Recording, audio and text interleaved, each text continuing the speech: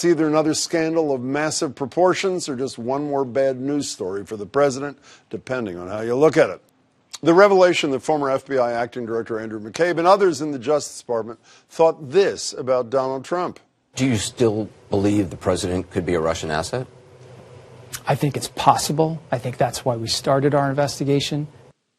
As I say, not the first time he and other DOJ leaders made such a point. This came on the same day the New York Times published a 4,500-word report making the case the president has engaged in obstruction of justice. There are major stories that you think would be at the top of every newspaper in the country. You'd think. But there wasn't a single mention of McCabe's disclosure or the Times report on the front pages of the Washington Post, the Wall Street Journal, USA Today, or any other of the country's top papers. Why? And why such apparent indifference from the Democrats who hope to oppose him? Joining me are David Gergen, CNN analyst, director of the Harvard Center for Public Leadership and past presidential advisor to Presidents Nixon, Ford, Reagan, and Clinton. Are you sick of that introduction already, or are you not? Yeah, you forgot Garfield. And Glenn Carle is the former intelligence officer of the CIA and the author of the Interrogator. Glenn, it's good to see you, too. I'm sitting on my couch last night watching your station, Anderson Cooper. Last question is the question I just played. And I'm sitting there saying, what? What? He is saying the president still may be an asset of Vladimir Putin. I wake up today, as I said, nothing in the newspapers. The candidates who hope to oppose Donald Trump, not a word. Why the apparent indifference to this, David Gergen? I'm not sure it's indifference. It may be exhaustion. You know, John Meacham, who's a wonderful historian, wrote in his recent book about the soul of America that in the case of several demagogues, especially McCarthy, Joe McCarthy, there was a time when it became so repetitive that people became sort of bored with it, and they became sort of like resistant, and that brought on the downfall. He sank after that. And I think in this case, we've seen so much of this movie over and over and over again. I mean, the Times just reported that this president has denigrated or attacked the investigators 1,100 times. That is a lot of repetition. And so I think we're sort of at a place, Jim, where we're about three-quarters of the way through the book, and people are sort of said, this is getting a little repetitive. Let's get to the end as quickly as we can. Do you buy that? Then, by the way, just to prove my point, Harris is tweeting, Kamala Harris today, about the good people of Iowa, Warren about her universal health care plan, Bernie Sanders about how much money he raised in 24 hours or whatever he said. Do you buy David's explanation of this volume, essentially? I think that's part of the story, but I also take a little darker view Which than is that, what?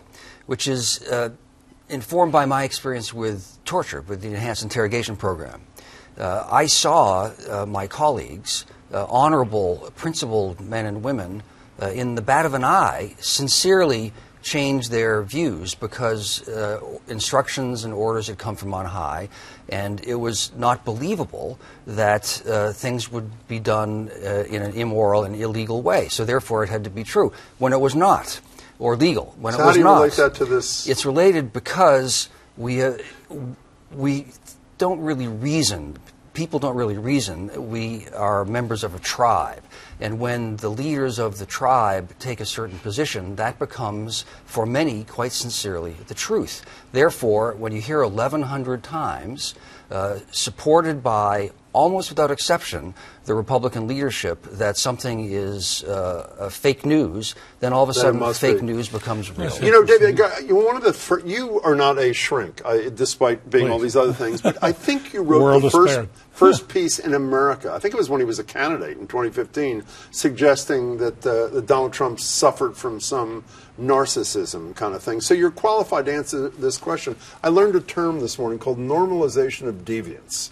And is it possible that that's what this is? Yeah, that we've seen so much of this for so long that the deviant has become the normal? Right. Remember that Patrick Moynihan phrase about defining deviancy down with regard to social behavior, and and I do think that's the danger here, that we are normalizing this extraordinary behavior, and we don't take it quite as seriously because it's sort of now part of our culture. And what worries me a lot is what happens after Trump. Do we continue down this path? What's the answer?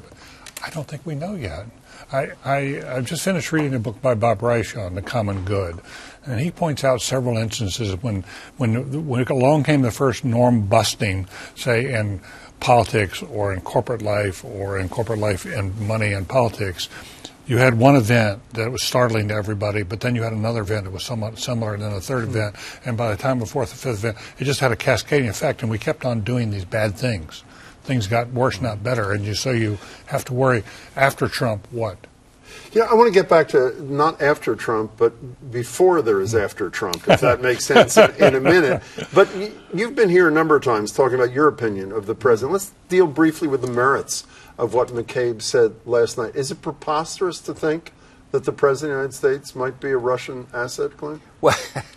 Well, I think you know that I've been saying in public for 4 years, I think, almost, since early 2016, that I consider him to be, at the least, manipulated by Russian intelligence.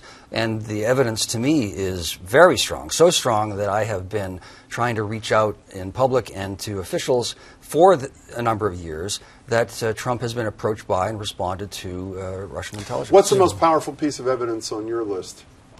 Single piece of evidence? Any piece of evidence. Oh, goodness gracious. Well, there are over 400, I think well over 400 documented instances of approaches by known members of the Russian intelligence service or establishment to members of Trump's family and or Trump himself. In the intelligence world, there is no such thing as a coincidence. One episode you have to look into. Two becomes a convictable case. Do you buy that, David?